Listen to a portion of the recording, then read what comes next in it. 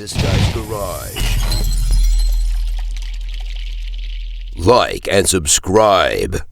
We all knew that the NDP leader had sold out the people and signed on to a costly coalition with this carbon tax prime minister to tax people's food, punish their work, double their housing costs, and unleash crime in their communities.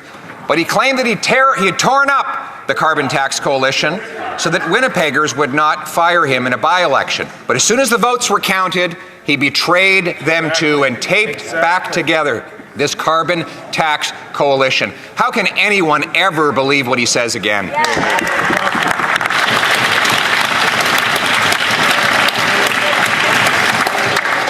The chair is in a very uncomfortable situation here. The Honourable Leader of the Opposition. The NDP leader was terrified he was going to lose a by-election in Winnipeg, a NDP stronghold.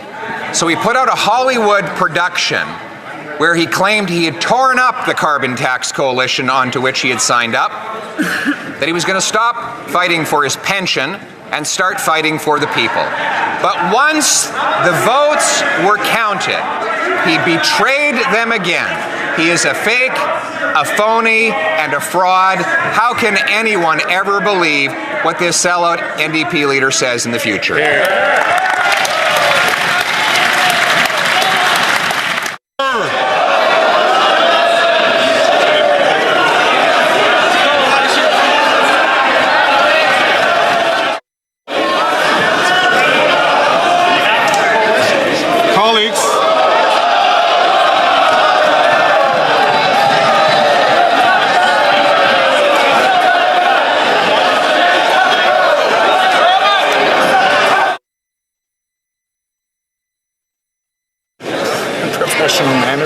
Colleagues, order.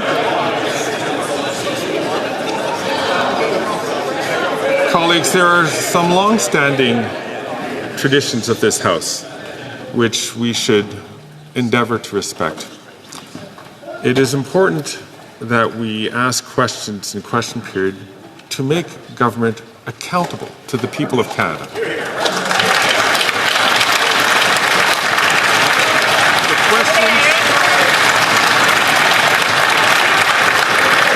Questions, by their very nature, should be pointed, should be tough, should be specific, and the answers should also be clear.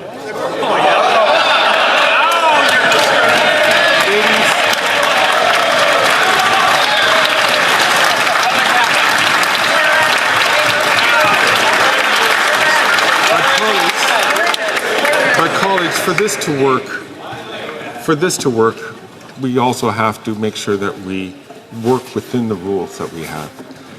There were some important questions which were asked, but were not related to the administration of the government. And therefore, there weren't responses to that.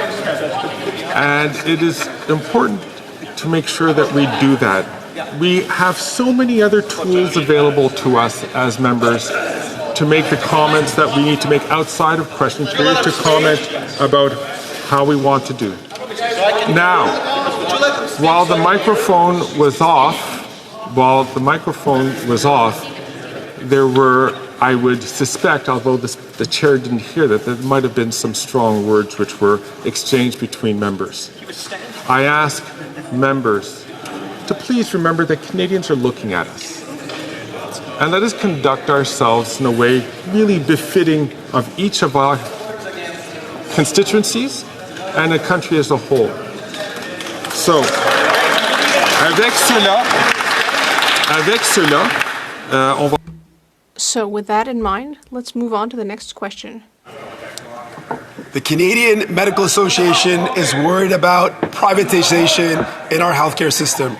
They're worried about the real impacts of a dangerous shortage of frontline healthcare workers, family medicine, family healthcare workers. They're worried about specialist shortages, nurse shortages. The Conservatives want to make people pay to receive healthcare, and the Liberals are too weak to stop them. Why the Liberals letting Conservatives force people to pay out of pocket to receive healthcare?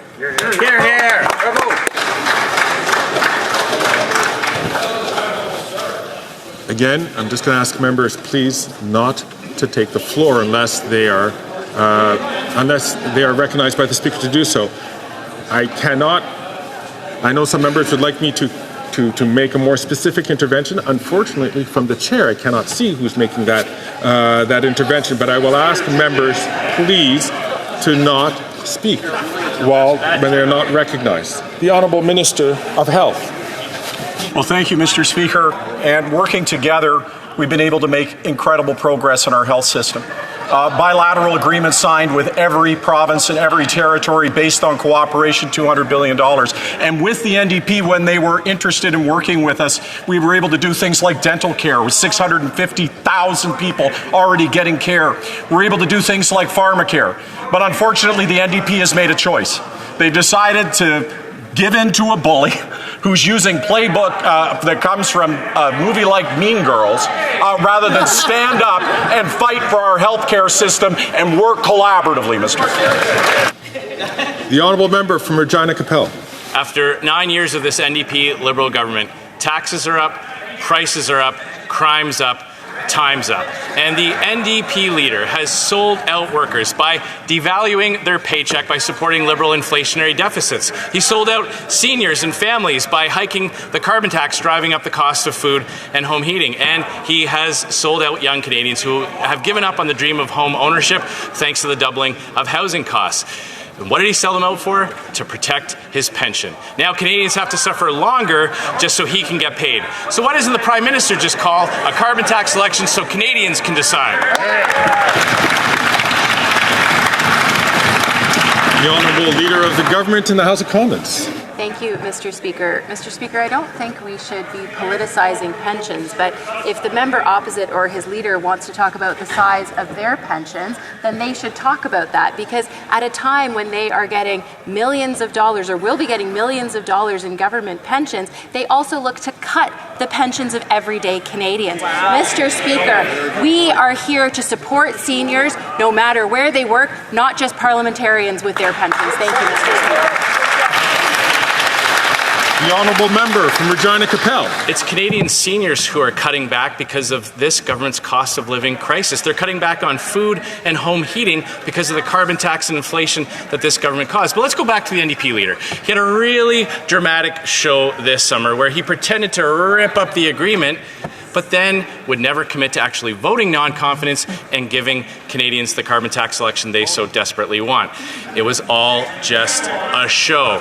So simple question, during all those meetings with the Prime Minister and the leader of the NDP, was the Prime Minister just giving him acting lessons?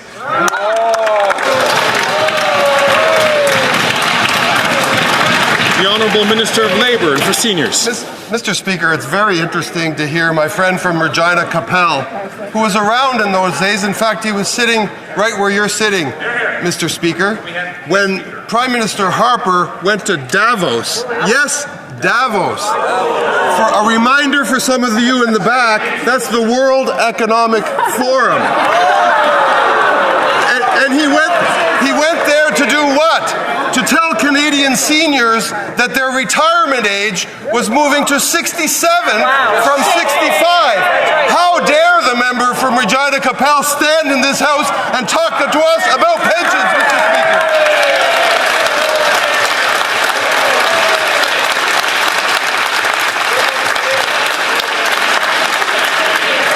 This is what saving the furniture looks like. I could have sworn that yesterday was Wednesday. The Honourable Member from Kelowna Lake Country. After 9 years of the NDP Liberals, taxes are up, costs are up, crime is up, and time is up. And the Liberals and the NDP believe in quadrupling the carbon taxes to 61 cents a litre. And this is at a time when 2 million Canadians a month are going to food banks. Seniors are turning down their heat, and people are living in RVs in truck stops. Canadians cannot afford this costly coalition. When will the Canadians have a carbon tax election so they can decide between the costly NDP Liberal coalition and common sense Conservatives? Yeah. The Honourable Minister for Natural Resources and Energy. Thank you, Mr. Speaker. It would be nice in this House if people actually used facts. At the end of the day, a price on pollution is actually an affordability mechanism. To get rid of the carbon rebate will actually be making people who live on modest incomes poorer. At the same time, it will be imperiling the future of our children, abandoning them to a future where we have runaway climate change. It is so ridiculous after 300 economists have said that, and the leader of the opposition refuses to talk to any one of them, that they can get up and make up these fairy tales. The honourable member from Kelowna Lake Country. It's not a fairy tale that people can't afford to feed themselves in Canada, Mr. Speaker. You know, the NDP leader has voted 24 times for the carbon tax, and the NDP talk a big talk, but they cannot be trusted to do what's best for Canadian families. The NDP Liberals tax your food, punish your work, take your money, double your housing costs, and unleash crime and drugs in your communities. Common sense Conservatives will axe the tax, build the homes, fix the budget, and stop the crime. Time is up. When will we have a carbon tax election so Canadians can choose their future? The Honourable Minister of the Environment and for Climate Change. Thank you, Mr. Speaker. Setting aside the fact that both the Parliamentary Budget Officer and 300 economists have said that 8 out of 10 Canadians get more money than they pay to carbon pricing, we have a report today that from the independent organization, the Climate Institute, which shows that emissions are down again in Canada, Mr. Speaker, in 2023. The report also shows that without our plan, emissions would be 41% higher. That's the non-plan from the Conservative Party of Canada. That's the equivalent in terms of pollution of adding 60 million vehicles on our road, Mr. Speaker. That's what we're talking about here. Hear, hear. The honourable member from Kenora. After 9 years of this NDP Liberal government, taxes are up, costs are up, crime is up, and now, Mr. Speaker, their time is up. They have ballooned costs and driven up taxes to the point that people are struggling to feed, heat, and house themselves. And it's why Canadians deserve a carbon tax election, where they will be able to choose between our common sense plan to axe the tax or the NDP Liberal plan to quadruple the tax. So, Mr. Speaker, why are the NDP continuing to sell out Canadians and support this Liberal government? Yeah. The Honourable Minister for Families and Social Development. Thank you, Mr. Speaker. I appreciate the opportunity that the Conservatives have given me to speak about what's up. Do you know what's up, Mr. Speaker? The number of childcare spaces available for families across this country. Also, Mr. Speaker, women's participation in the workforce is at an all-time high. Investments in the early childhood educator workforce, we've also seen that wages have gone up for this workforce, Mr. Speaker. And one more thing, the Canada Child Benefit was raised in the summer, going up. The honourable member for Kenora. Mr. Speaker, that is cold comfort to the people struggling to fill their gas tanks, put food on the table, and afford simple, basic necessities. But we know the NDP will only pretend to stand up for Canadians if they can be assured that they have the backing of the bloc to keep this tired and corrupt government in power. 24 times, in fact, the NDP voted in favour of the carbon tax while Canadians are struggling just to get by. So once again, this is why we need a carbon tax election, so that Canadians can choose between our plan or the NDP Liberal plan. Why are they so afraid to give Canadians a choice at the ballot box? Some voices are more distinct than others. The honourable member knows who I'm talking about. So I just remind all members to keep their voices unless they're recognized. To the government of Quebec that is blocking the money. Honourable member from Regina Leuven. After 9 years of this costly coalition, taxes are up, costs are up, crime is up, time is up. The NDP Liberal government's reckless policies have forced 2 million people to food banks. Their destructive carbon tax has made it almost impossible for our farmers to make affordable food to put on the tables of Canadians. Canadians want and deserve a carbon tax election.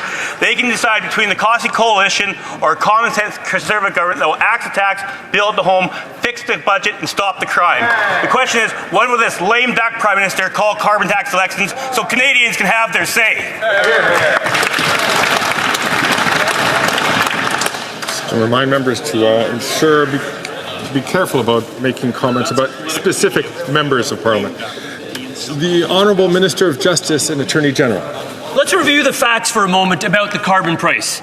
The carbon price reduces pollution and puts money back into the pockets of Canadians. In fact, 8 out of 10 families receive more money back than they pay with an increasing price on pollution. It is the single best market mechanism known to reduce carbon footprints. We used to have a lot of parties in this chamber supporting that price. Unfortunately, we've seen a flip in terms of position by virtue of the leader of the NDP's position. What that does is it signals voter cynicism, but it also signals to progressives, including in my riding of Parkdale High Park, that if you want a party that's going to fight against climate change, your only choice is the Liberal Party of Canada. The Honourable Member from Regina Leuven. When a single mother's decided to put milk in the fridge or gas in the car for their children, that answer is going to give them no comfort this winter, Mr. Speaker.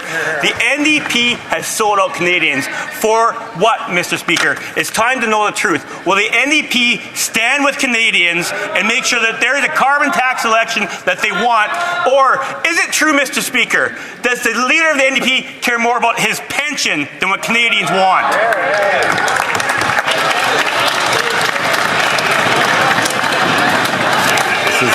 This is a very unusual day. The Honourable Member from Dauphin, Swan River, Neepawa. After 9 years of the NDP Liberals, taxes are up, costs are up, crime is up, time is up. But instead of fighting for Canadians, the NDP leader sold out workers by voting to increase the carbon tax to 61 cents a litre. In fact, he voted for the carbon tax 24 times. We know the NDP leader is keeping the Prime Minister in power to secure his own pension. So will the Prime Minister listen to Canadians and call a carbon tax election?